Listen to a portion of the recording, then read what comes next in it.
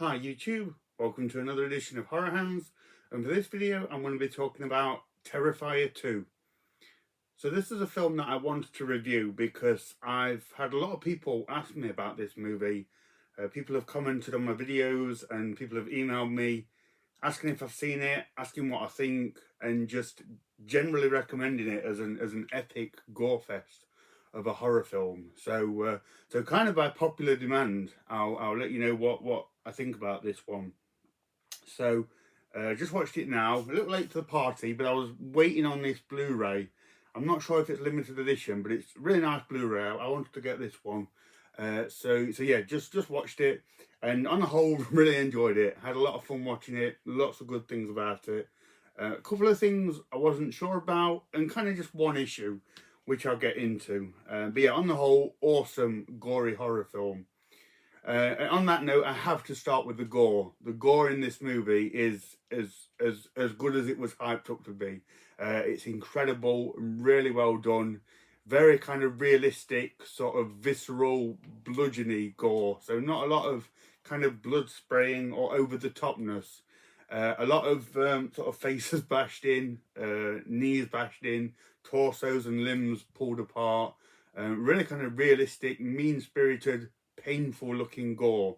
It absolutely delivers, cannot fault it, 10 out of 10 in that area.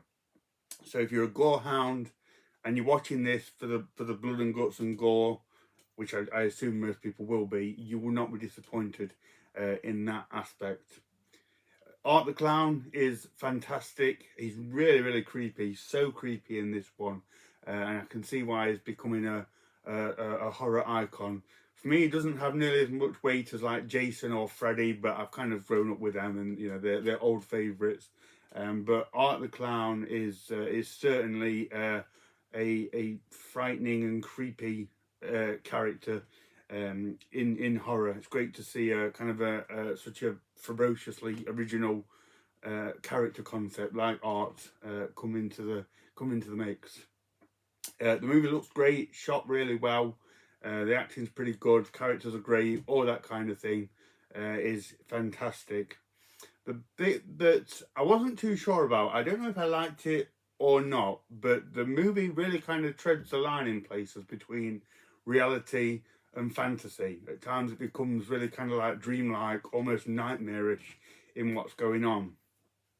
And I'm not sure if I liked it because it kind of kept me guessing, or if I didn't like it because I just couldn't get a handle on what was going on. But certainly one thing that I respect about the film is it really plays by its own rules. It doesn't feel the need to tread a predictable line or rely on any kind of major horror tropes. It really does its own thing, and it's pretty bizarre in places, and just is weird, and kind of makes you wonder what's going on amidst all the gory chaos. So yeah, certainly interesting in that respect. The only issue I had with the film is the runtime.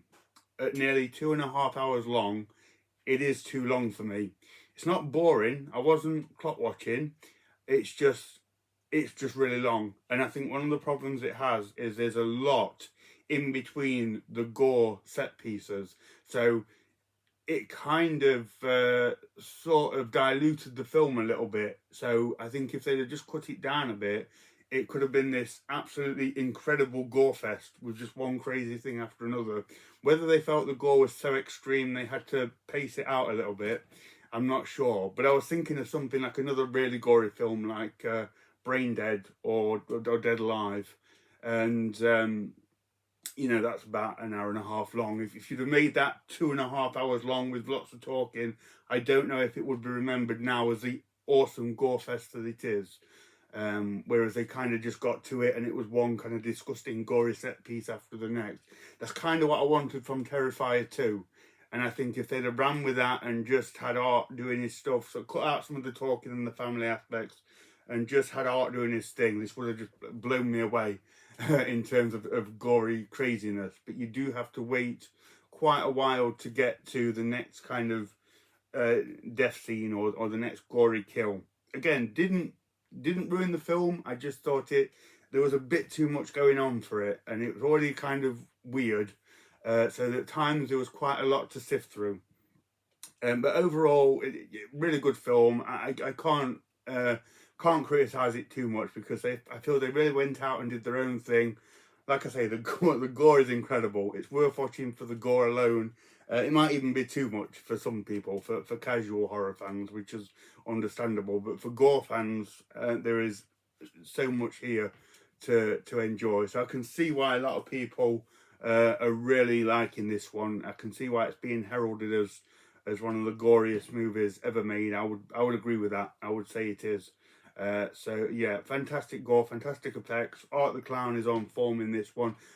Just a little bit too long. They could have shaved a little bit off it and really kind of tightened it up and hit you even harder with the gory craziness that's in this one. But like I say, nothing that I can really criticise it on too much. It was nice to see a kind of a fresh original approach with what this movie did. So yeah, I enjoyed it.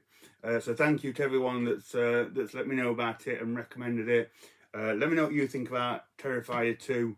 Were you one of the people that absolutely loved it? Did you not quite like it? Let me know why. So thank you very much for watching and stay tuned for more videos.